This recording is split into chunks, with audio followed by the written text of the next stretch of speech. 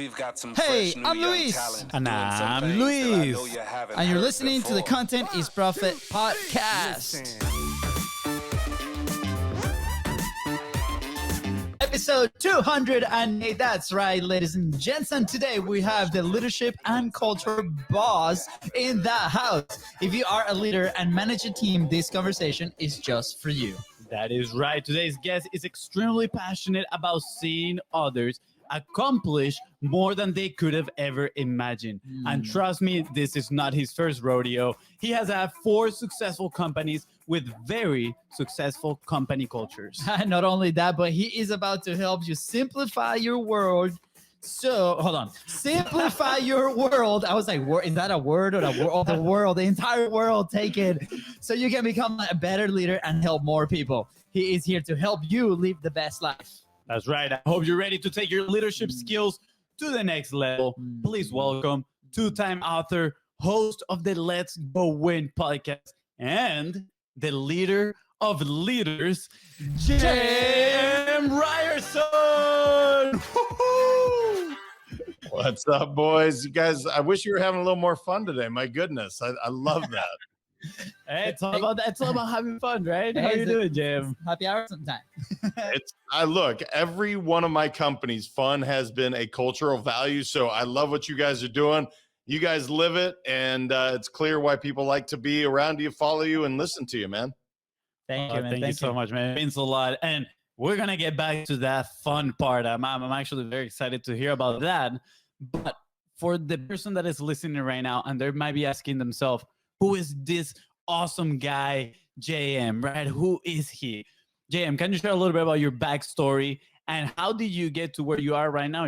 4 successful companies, the leader of leaders. I don't know if we are starting a new trend here with that name, but I think it fits you, my friend. Well, I appreciate it. No, I'm a simple kid from Montana. That's probably where the simplicity part comes from, that I got lucky, man. I found entrepreneurship and I fell in love with it. And then I started building teams, really fell in love with the people I worked around. And next thing you know, that company we brought to another company, then we brought another company. And then Let's Go Win was focused more on the mindset, focused specifically just on working on people, inspiring them to live their best lives.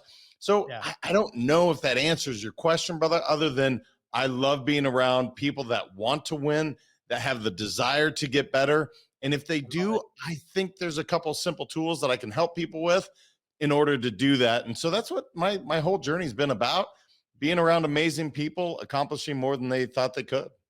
Yeah. I love this. Sorry, I know you want to, let me step in real quick in here. It sounds good, Fonzie. All yours, my man. A lot, and we're gonna dive later into that passion that you have right now. But I'm extremely curious because a lot of entrepreneurs, especially nowadays, I think with technology, it's very easy to isolate yourself and just do everything. Be alone, right? And you talk about environment. You like to be around winners, around this driven people, and we know now for scientific facts that we cannot just perform on willpower, right? I mean, the willpower is fickle, right? Sometimes it goes up, sometimes it goes down.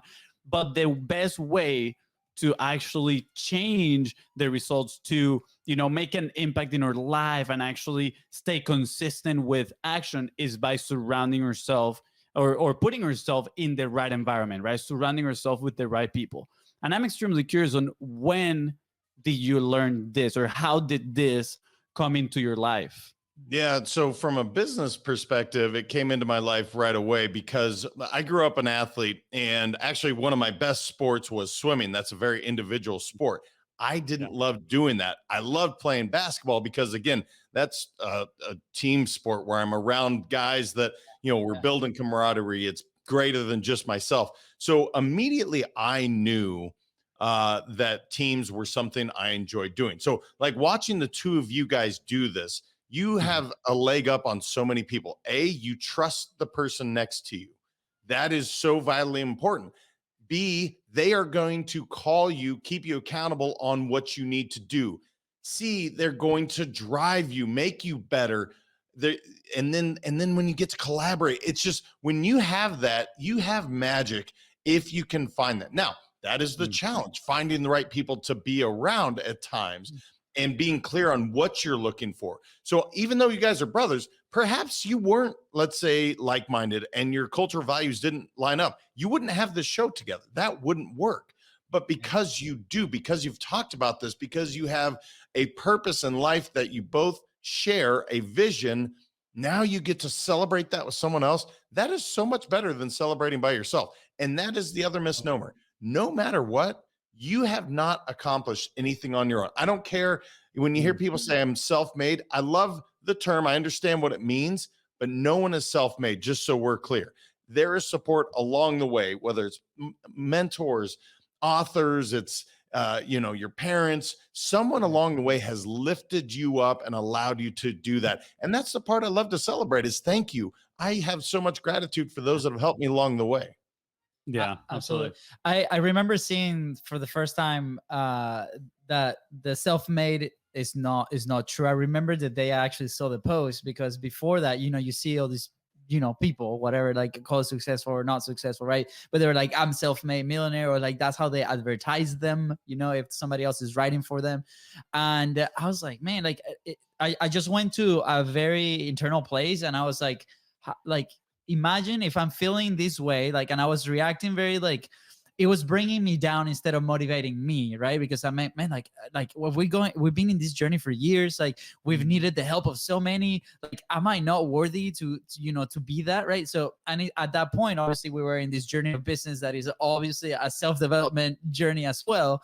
And I was like, if I'm thinking like this, I'm becoming aware of this, I can't imagine what this is doing for other people that aspire to be that way, right? So now we're sending people in a direction because there's no story surrounding that statement, right? And I love the fact that now we're talking about this because that's true, right? There's so many business. I remember one of the first businesses that I managed, it was a fitness studio, right? And we had a team about 15 people, right?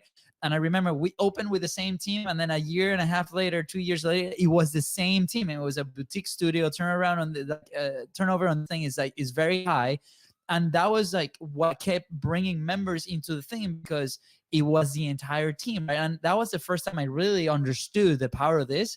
And then later, with Continuous Profit and the team that we have, all our team is completely remote except Fonzie, although I wish he was, but it kind of feels remote sometimes. it feels lonely over here, James. But anyways, it's more important, right? Because now it's like, okay, we have technology. We have more people that's accessible to us in different markets, but how do we now, start structuring, if we're brand new, that company and other people, right, that they're delegating these tasks and these things to other people that are not in a physical location. So I'm very curious to understand, what are the initial steps to start developing that culture? For me as a Hispanic, we just invited everybody at home, and we had a good night out, and we drank, and everybody became a very honest person, and we're like, sweet, we're now best friends now. But I understand that not everybody can do that. I'm very curious, like how do we get started with this, right? It's such an important question that you asked. And the first thing is to really be clear on what you want. What are you looking to do? So whatever that is, my vision is X. Cool. So I have a vision. Now you have to have someone else that believes in that vision, that can buy in and say, man, I can really get behind that vision. Cool. Now you have a little bit of a tribe started. Well, what's important to that tribe? What are the cultural values? What do we stand for? So what are those things? And I would tell anybody, if you're starting that journey, don't look for 5 or 6 or 10. Now, look, if you have that in your company, fine. I always coach my clients, get it to 3 cultural values. There's a reason for that. Scientifically speaking, we can remember 3. It's just the way it works, man. Earth, wind, and fire. I mean, blood, sweat, and tears. You can go on and on about all these 3 things. But Luis I learned Fonsi and JM, it's the same. there it is, man. Content is profit. There's 3. Right. Boom. You guys are pretty smart in doing that. And so once you have those cultural values, now we're in alignment with one another. And once you have that tribe, there's a saying that I think it was FDR said, it's amazing what can be accomplished if no one cares who gets the credit.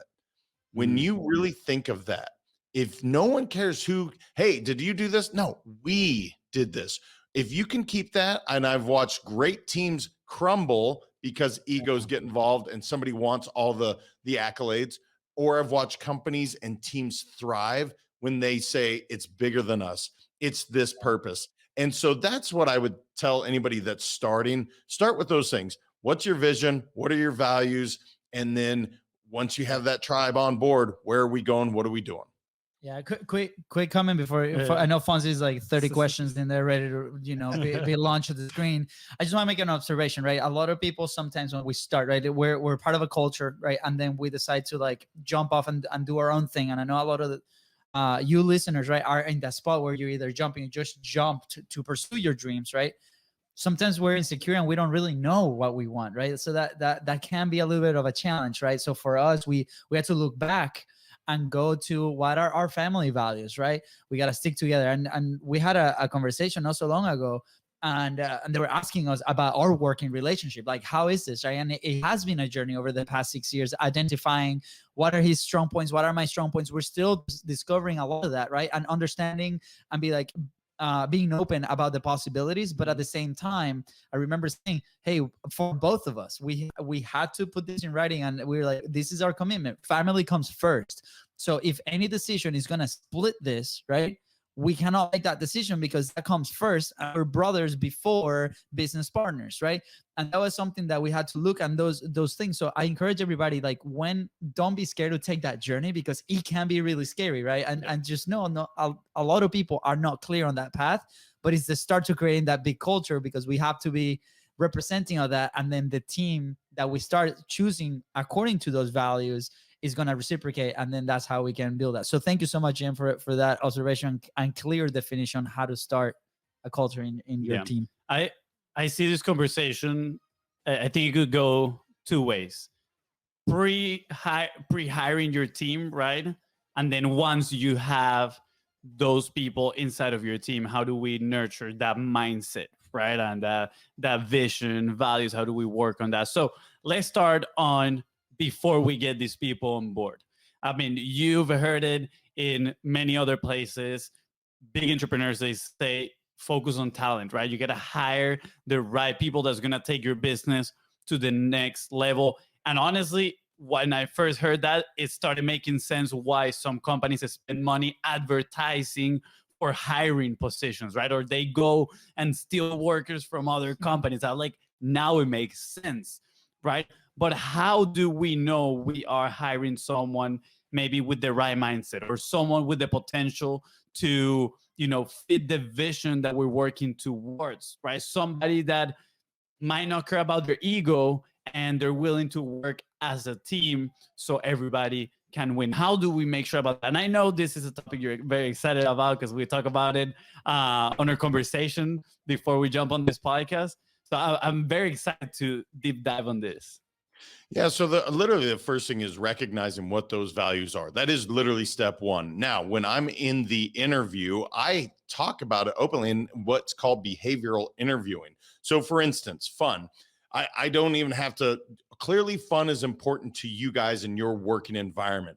If you had somebody, no matter how talented they were, and their resume looks incredible, but if you're like, hey, would you rather have fun or is it serious at work? And if they said serious, thank you, but you're not for me. And I don't care if they are the most gifted, they won't fit within your culture. That'll stick out like a sore thumb and it just won't work. Here's the other thing I will tell you, and you and I did talk about this off camera. One of the most simple keys and tools I will tell anybody, if you want to get to know somebody really well and you want to have an advocate at home and not an adversary, invite that spouse or significant other to the last interview. Now, here's the deal. It sounds kind of weird. Why would I do that? Well, think about it. They're making a very big decision. Making a career move or change is not something you typically take lightly. Look, you may get a car every 2 years, but typically when you're making a choice for your family, you are making a significant investment.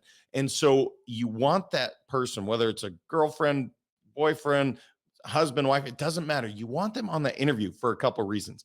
You want them to know what's expected of them. Are they going to have to put in crazy hours? Are they not going to make maybe the same money they did initially, but here's the vision, here's where we're going, here's why. You want them to be able to ask those questions because, again, they don't know you. And when this person goes home, hey, how'd the interview go? The telephone game starts.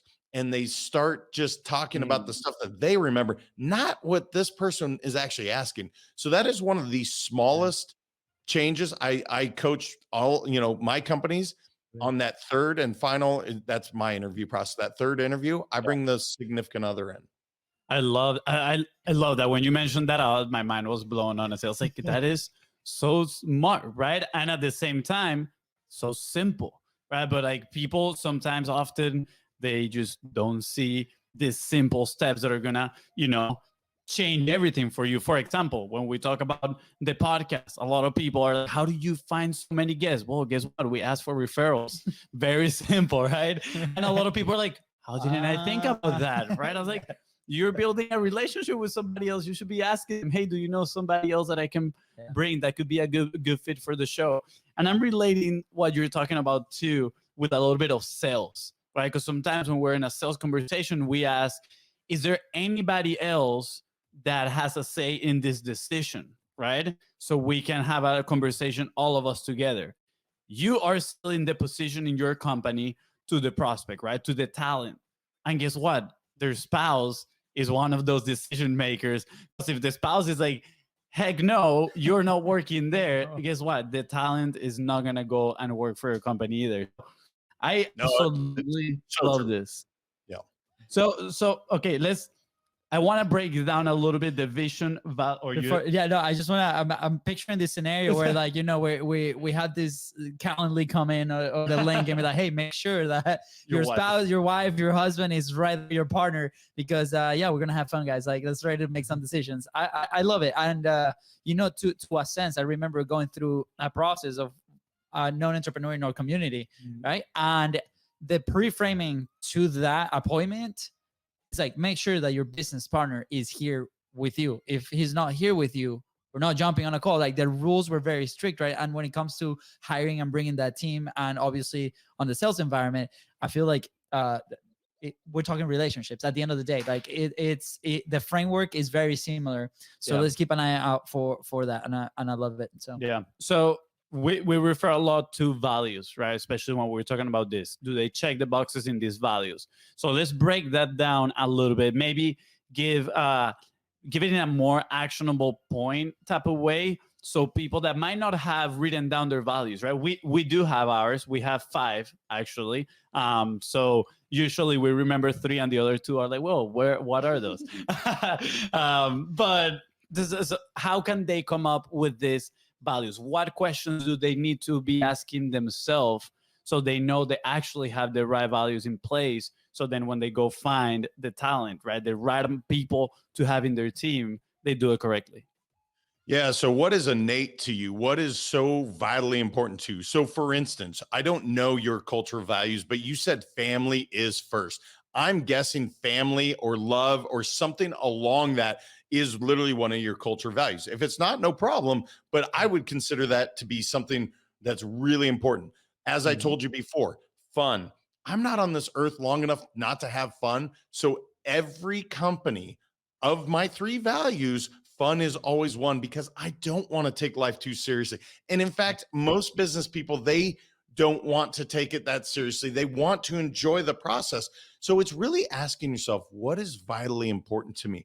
And so often I'll hear people say, like, integrity. And again, this is not to say that's a bad one. I just think that's a permission to play value, as I think Patrick Lencioni called it. Listen, if you don't have integrity, we're not even having this conversation. That's not something I'm talking about. I'm talking about, so I'll give you an example for mine: courage, fun, and transcend. In order for you to work with me, you are going to have courage, because I am going to put you in really uncomfortable positions all the time, because I believe that's growth. If you're uncomfortable with that, this probably isn't the place for you. And it's very apparent right away. Then fun.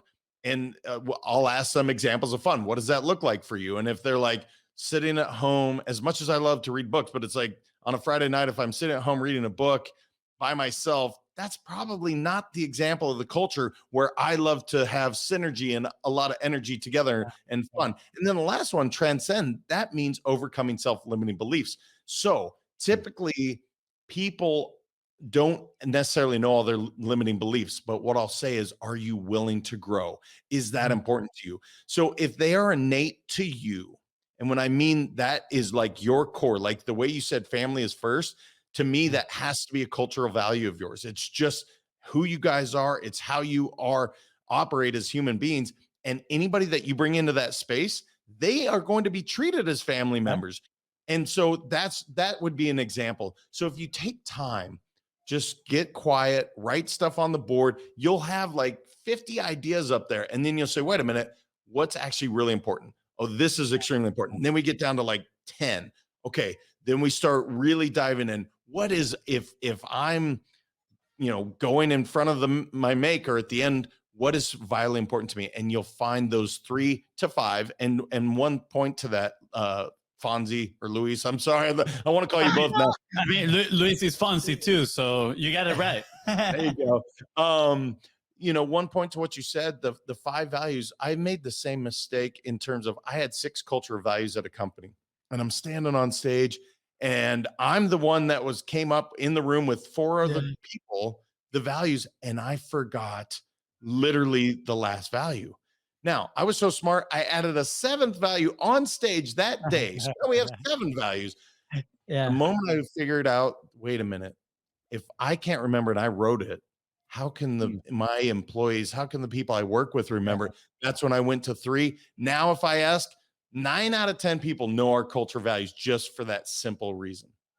Wow. I like that story. I'm actually looking at our values right here. I was about to share them. I'll share them real quick in a second, but you're reminding me of the Entrepreneur Operational System, EOS. I'm not sure if you've read the book Traction, and they talk about that, right? Like those core values. And they talk about the importance of sharing those and communicating those and keep reminding those to the team, right? And we're going to be the first one to raise our hands. Maybe we are not the best at that. We can do way, way better at reminding those, right? And sharing those with the team. So, what do you see in companies that you go to work with that might be, having a hard time? Is it because the people are not invested in these values? They don't know the values? What is the difference between a company that, again, doesn't really share their values and a company that thrives at it? What a remarkable question, Fonzie. I love this. And it's a very simple answer. Shocker. Literally before every single meeting, you express what those values are every time. So even if the 2 of you are going to meet for like 5 minutes, the first thing you start with is those cultural values, and you drive it home again and again and again. The power of repetition is so important. It's not that the people don't want to buy in. They probably don't remember the mission statement or vision statement or values that the company had because it was written about, it's put up on some wall, but nobody's reading that. They're just going to work. And so reminding yourself why we're here every single day before every meeting to say, look, courage, fun, and transcend is why we are here. Let's get started. And here's the other thing that's crazy. It allows you to have those hard conversations so much easier. So if somebody doesn't act with courage, that's an easy thing to say. Do you see how you could have courageously acted in this moment instead of, cowering off to the back corner? Yes, I do. Instead of me coming down on them, I'm going to the cultural value. So it's no longer labeling them not courageous. I'm talking about this one act in which maybe they could have done better.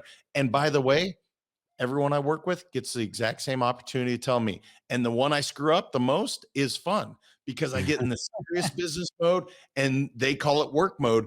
And they'll look at me every once in a while. They'll go, hey, do you remember one of our values?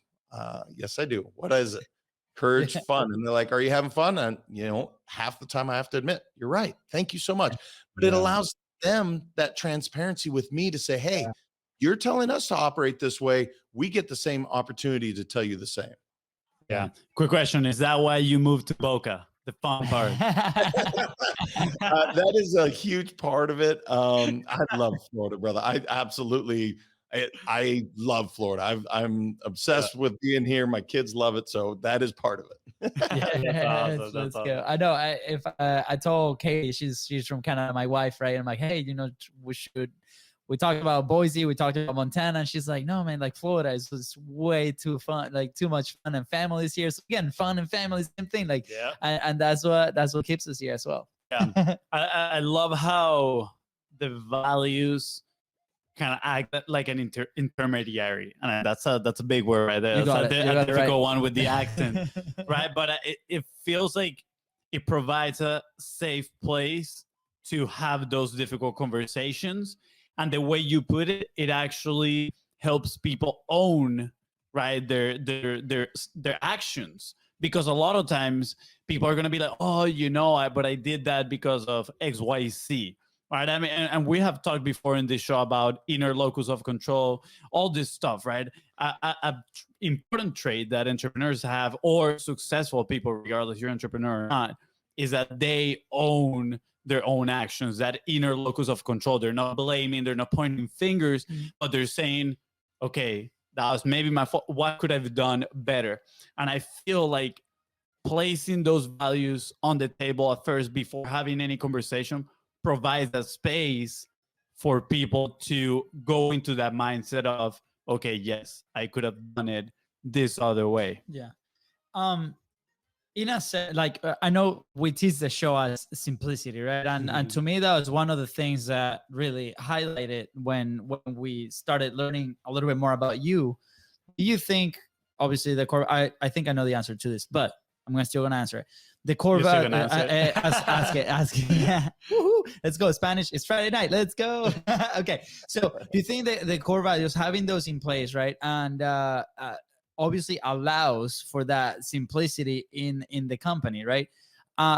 With that journey like that, how often do you see people changing those core values? Can people change those core values? Is this something that people can be flexible, right? Because maybe for us, when we started Biz Bros 5 years ago, right? Maybe what was driving us was different than what it is now. It is definitely different. Like when we revisited, right? 5 years later, we're like, man, like we've changed, right? Like I've gotten fatter, Fuzzy has gotten leaner. I'm like, what's going on, right? But at the same time, like with all seriousness, right? Like it did change, right? So, and sometimes I feel like people might be thinking, I need to stick with this since I started. So, what are your thoughts on that? Brother, again, another great question. Absolutely, they change. The company will evolve. Your goals will continue to evolve and change. And so in that, let's say, I don't know, I'm trying to think of a core value that just, family used to be one of ours, okay, for another company. And we actually changed it to love at one point. And the reason was we wanted people to operate differently, because family to some people means a totally different idea than perhaps, like you mentioned, your Hispanic family, that maybe family to you means something different than, let's say, somebody from Germany. Okay. Maybe.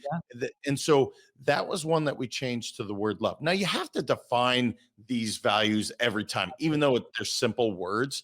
But to answer your question, absolutely. Whether it's quarterly, whether it's yearly, you should be looking and saying, is this who we are? Is this who we want to be? Is this where we want to go?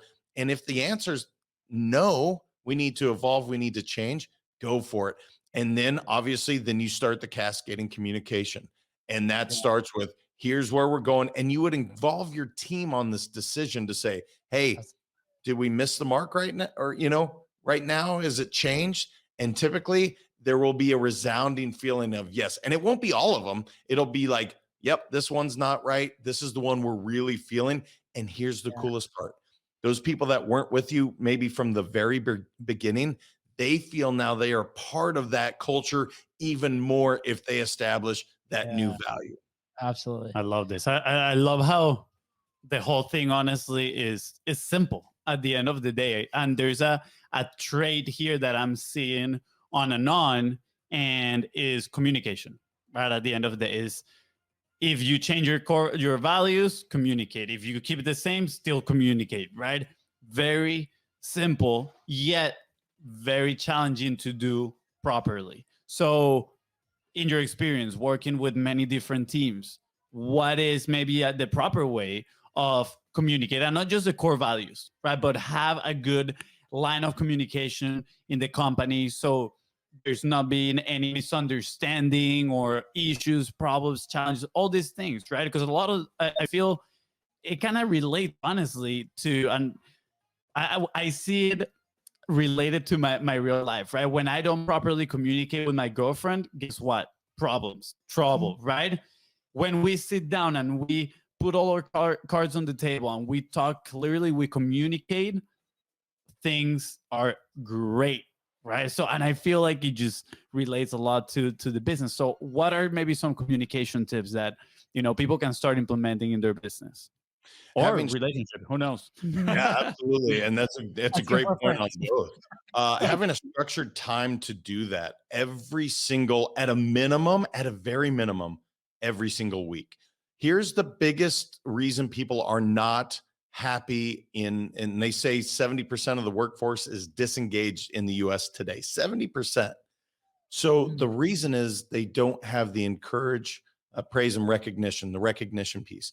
And that comes from communication. Now, if you assume, which is never a good thing to do, if you assume anything that they know what they're expected to do at work or that they know what their role is at home, every time you assume, we know what that stands for, right? You make an ass out of you and me. So Yeah. when you put that together, don't assume anything and have that conversation, because so often, let's say somebody's not performing at their job. It's not because they don't want to. It's possibly something else is happening. Their mom is sick at home, and so they're having to deal with that. They're not able to be fully focused. Let's say they don't know how to perform at their job, yet they're scared to talk to you because you're not very approachable. So having these check-in meetings, and again, I say weekly at a minimum, to say, how you doing? How are we looking? Are we on pace? Is there anything I can do to support you? If you ask that way, it goes over so much better than if you come in guns blazing, like, you're not performing, blah, blah, blah, your metrics are low. The truth is, people want to perform. They typically don't necessarily have the resources, or they don't know they have the tools and resources available to them. Yeah. Wow, that's so important. Yeah, I remember when we first established our communication like cadence, like inside of the company, when we had with our team members. Like it was me and Fonzie for a long time. So obviously, you know, we were work next to each other or in front of each other, and we're like, hey, this is happening, whatever, and we'll chat it out, and that's it. But when we started adding team members to the process and the thing, and things that started to grow and evolve, we're like, we need to take this a little bit more seriously, right? So we do a Monday meeting where it's like all hands on. Everybody in there is about an hour and a half, right? And there's different things that we touch on, but there's one section in there. It's like this is truly a safe zone. Like we can literally say anything that we want. Remember, one of the first ones, one of the guys is like, okay, I haven't gotten paid yet, and I was like, oh my gosh, yes. Oh, the invoice is there. That's my bad. Yeah, let me go ahead and take care of that, right? And it's like a space where, you know, in another environment, that conversation would have gone very differently, right? Because he probably would have assumed that I didn't want to pay, but it was not that way. I didn't take care of it initially when I saw it, and I was like, that's coming, whatever, and then I forgot, right? It's like, okay, perfect. This is a great example. Guess what? Everybody was laughing, you know, I was laughing, because we come with a mindset of that is a safe space when we can say these things, whether they're really good or whether they're really bad, because we're all in this together, going full circle, right? And then Fonzie and I have that meeting on Thursday, just the two of us, where during the week we're in flow, we're working, and then if there's an issue that is not urgent, then we can put it in place on that one meeting for both of us. And that created like a really solid space where we've been having really tough conversations and decisions. So we encourage everybody to look at that, right? We're currently helping a couple of local businesses, right? With systems, different things. It goes from content to other things. And one of the businesses that we came in, communication was all over the place, right? Different communication platforms, like it was sent on a text or WhatsApp, and everybody assumed that everybody read that, and we're like, we gotta bring this in together, where it's like, okay, you guys have an all staff meeting, this is where we handle these things, right? If there's opportunities, there's where we handle, right? And we have multiple people in leadership position coming in and making decisions, rolling things out, and then they're not executed because they're not communicated properly to the entire staff. We've seen that creates a lot of friction from the staff, because well, the leadership is like, well, this is not getting done, right? Creates friction. The staff is like, well, you never told anybody. Well, I sent a text. Those text threads go forever. So it's like, how do we do this, right? And I'm sure everybody listening, if you've experienced this, is very frustrating. So I highly, highly encourage, follow JM's advice and create that simplicity in communication, making sure that we do not assume. I'm going to attempt to simplify what just happened right now. I love that we're like, simplify this thing. We actually had a long time ago a couple guests that they were kind of like talking about relationships, and they mentioned expectations are uncommunicated commitments, right? And I was like, wow, yes, absolutely. So look in your business. Do you have expectations of the people that you are surrounding yourself with? Because if you do, that means you haven't probably not properly communicated to them what you're expecting about them, right? So that could be a warning for you to start this line of communication. And when we start with the line of communication, remember, we start with the core values. We present that safe space right there. Now, JM, I'm absolutely loving this, by the way. It is absolutely amazing. And I'm extremely curious for you personally, right? Eventually, I want to read you our core values so you can give us, the hard truth. But for you, you said, again, 4 businesses, they've been successful, great cultures, and now you're transitioning, right? You're building something totally new. What is it? What is it that you're building? What is the goal of what you're building? Where do you want to take people with this? Yeah, thank you for that. I appreciate that. It is new and it's exciting. It's really a movement. It's funny. It is a company because, listen, in order for a company to stay in business, it has to have profit, like you have the word profit. And so, but the idea is literally to inspire people to live their best lives. Now, that vision statement alone will never be accomplished. That's when I knew we nailed it, because that gets me out of bed every single day until the day I'm buried 6 feet under. I will never accomplish the goal because I don't believe every human being will be inspired. But guess what? That gets me going every single day. So the whole idea of let's go win, the funny part is it's not about wins or losses. That's the misnomer of it all. And here's why. Yes, I love to win. I don't know anybody that doesn't love to win. I don't care what, in sports, in life and business, we love to win. But it's the process. It's really setting yourself up for success every single day. So I have a saying that I use. It's change your habits, change your mindset, change your life. If you can do those things, it's amazing what you can accomplish. So the second book, if people are willing to spend 90 days to literally use it, I've watched people build companies in less than 90 days by simply doing it. And what's remarkable is, again, it's very simple. All it takes is the discipline of doing it about 5 minutes a day. If you do that, it's going to hold you accountable. Now, the beautiful thing with you two is you have that built in, I imagine, with one another. But guess what? That allows you to even to journal. So to answer your question, brother, Let's Go In is really a movement. I want people to hear the ideas because I do believe people can skin their knees a little less than I did maybe growing up. And that's why the first book was even written. I wrote it for my 2 boys. I wanted them to know the lesson. So if I get hit by a bus tomorrow, they have ideas from my parents, my grandparents, mentors, and authors all packed into one place so that, hey, dad's dead, but guess what? Here is his philosophy on X. Dad's dead. And it's, again, they're not mine. They're just the way I want my kiddos to show up in the world. So I'm passionate about it, man. I want people to live their best life. And it really does. I get excited when we talk about it. Yeah. I love the passion, by the way. Yeah, we can see it through here. I can feel the heat. I know we're both in Florida, but it's your heat. You're the second guest that mentions publishing for their kids. Like we had somebody also that the perception was on the showing up for his content, right? Was like, I'm building this network of pieces of content, ideas, values, things that I'm sharing with the world. And the way that I filter what I'm going to say, what I'm going to do is I picture my kid watching those videos. I'm watching that content. And then it's like, am I showing up? Am I showing the best self? Am I showing honestly, like according to my values, going back to that, right? For my kid. And I feel like that's such an important, and you're the second person that comes on and we're like, I wrote this for my kid. And now in my head, I'm like, I have a 2-year-old, baby Luca. And I'm like, sweet, like this is it hits home because I'm like, okay, are we showing up with this? We're having fun, obviously we're having these incredible conversations, but when it comes to me, what I'm putting out there to the world, is that gonna make my kid be proud of me, like live a life that I want him to live, like honest family with the same values that we have here?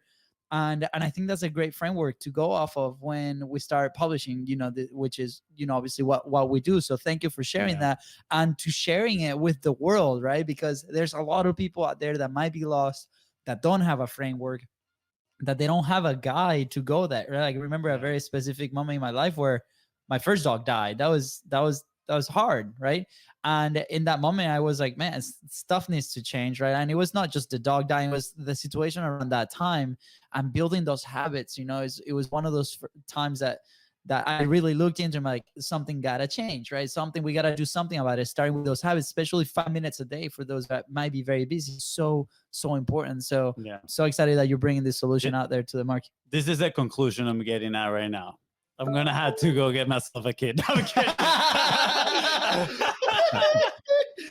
No, I'm joking. I'm joking. Your girlfriend listens to the show. She's like, "Whoa, we just stepped it up." Oh my man, you don't know. She will be so happy to listen to this part right here. Just so you know. Yeah, we might believe this whole part. This will be an added bonus. At the end. Editor, this is the hook for the episode. JM, so I'm curious, right? Obviously, extremely passionate about what you're building. It's absolutely amazing to see, to feel that passion.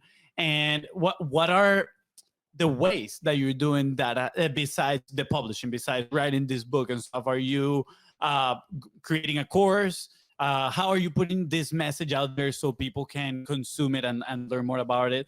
And of course, increase their well-being.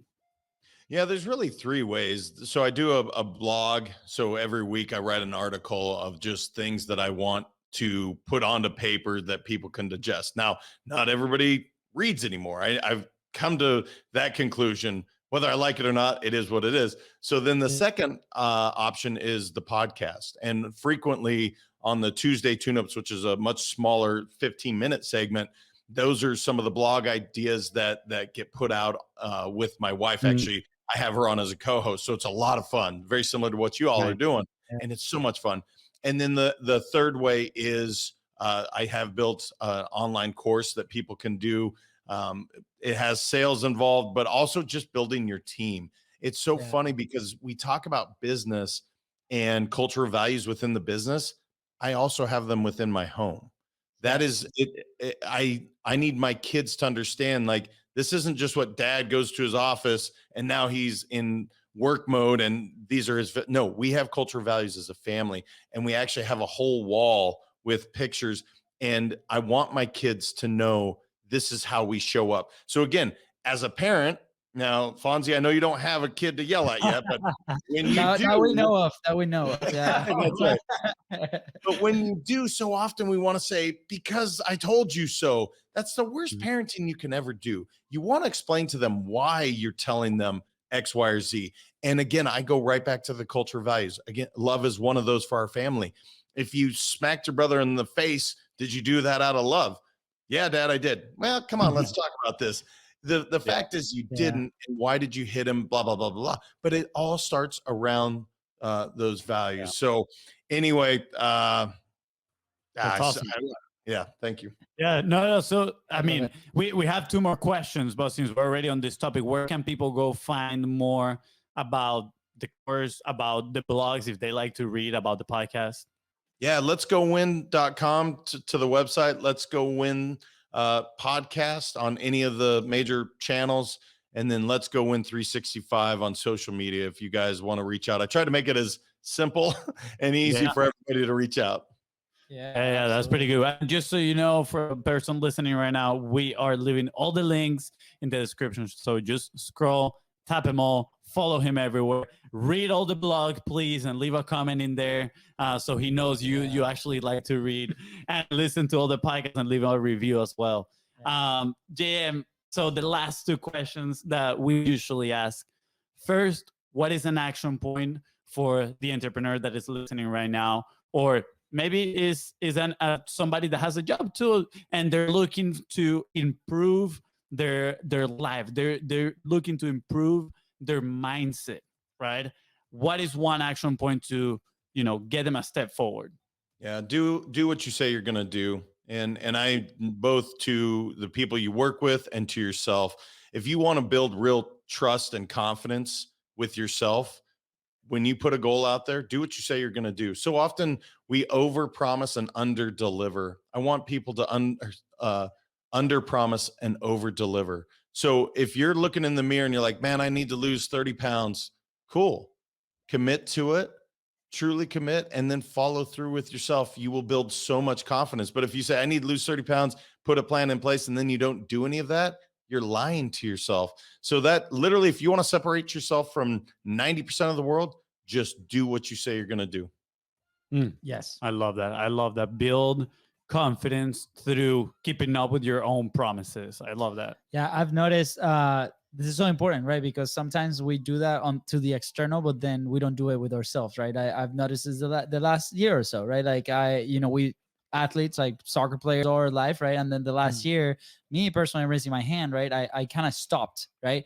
And it keeps coming, right? What are you doing to do this? But at the end of the day, for some reason or another, I haven't done it, right? And it's like, oh man, like, and then you internally don't feel it, right? Getting back into it. Thank God I'm all sore about a workout I did on Monday. but it's that Monday. I know I'm still sore. That's how bad it was. I promise. That's how bad it was. And anyway, shout out to that 45 crew, the incredible workouts. Okay. But same thing, like if you don't do it for yourself, right? You're not creating that momentum, and then how can you serve others? And that's how that's how I've started to see it now. We're like, man, like I gotta show up also for myself, because if I don't take care of myself, I cannot take care of my team. I cannot expose the cultural values. I cannot simplify things. I cannot publish. And hence, my kid is not going to see my content, and I'm not going to be a good dad. Big consequence, right? Yeah, absolutely. Look at that. Awesome. Thank you for sharing that, Jim. That was profound. Literally, Luis, the way you said that, brother, is so true. If you don't lead yourself, you can't lead anyone else. So, brother, keep up the journey on that. And yeah, when you said it, do it, because you have the ability.